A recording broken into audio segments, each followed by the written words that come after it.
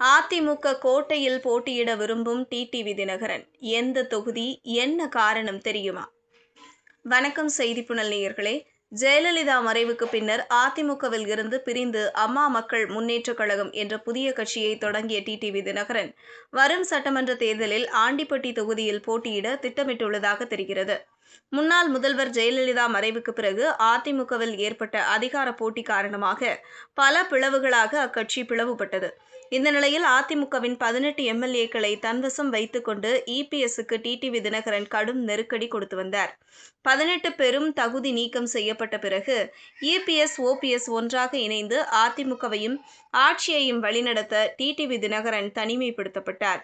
2017ஆம் ஆண்டு இரட்டை இலை சின்னத்தை பெறுவதற்காக இடைத்தரகர் சுரேஷ் சந்திரா என்பவருக்கும் லஞ்சம் கொடுக்க முயன்ற வழக்கில் டிடிவி தினகரன் கைதானார். பின்னர் 2 மாதங்கள் சிறையில் இருந்த டிடிவி தினகரன் குற்றப்பத்திரிகையில் பெயர் இடம்பெறாததால் சிறையில் இருந்து வெளியே வந்தார்.